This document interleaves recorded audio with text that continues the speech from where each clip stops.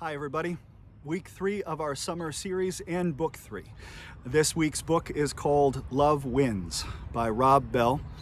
It's ambitiously subtitled A Book About Heaven, Hell, and the Fate of Every Person Who Ever Lived.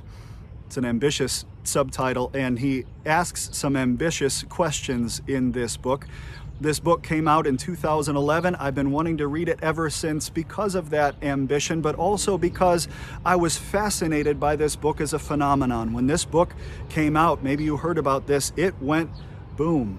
It made national, international news because of who wrote the book and who he was writing it for, and the fact that because he asks some challenging questions in this book, Rob Bell himself was effectively excommunicated from his church, from his community. He paid a big price for writing this book. A book in which he does not ever deny the reality of hell, but asks pretty challenging questions about the portrayals of hell and heaven that many of us have been given in 21st century America. Asking challenging questions about the nature of God's love and mercy and justice. He dives into the biblical record of heaven and hell, which is smaller than we might think. And even where we find the biblical writers speaking of heaven and hell, they don't often mean what we would mean. Heaven doesn't mean heaven. Hell doesn't mean hell. Eternity doesn't mean eternity. Punishment doesn't mean punishment.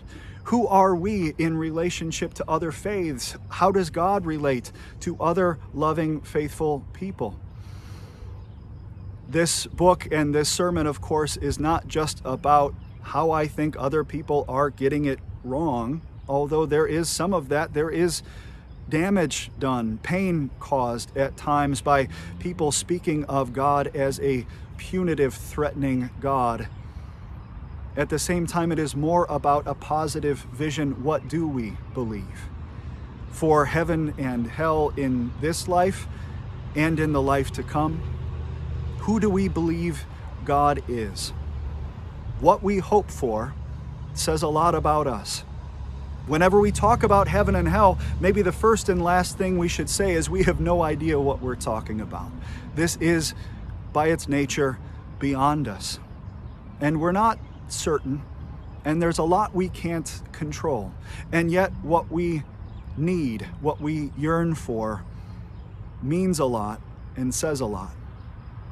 We hope for God to be for us in the days to come who God has been for us in the past. We hope for things to be made right in a way that they are not right here. We long for unification, reconnection, justice we didn't have in this life, peace we didn't have in this life, abundance we didn't have in this life. What we hope heaven will be, or even what we fear hell is, says a lot about us and who we believe God is and how we're going to live this life. And it matters. I've stood with some of you right here, outside our church by our columbarium, and laid to rest the remains of our loved ones and prayed to God, we commit these remains to this resting place in confident and certain hope of the resurrection from the dead. What a fascinating phrase, confident and certain hope. Our conversations, our dreamings, our yearnings about heaven and hell take place in that tension. They live in that confidence and that certainty and in the surrender of hopefulness. We'll talk about all of that this Sunday, whether you are with us in person. We are open. Come and join us, or you catch us online live at 10 o'clock on Sunday, or whether you catch this anytime. We hope it is meaningful and inspiring. We'll hope to see you soon. Be well.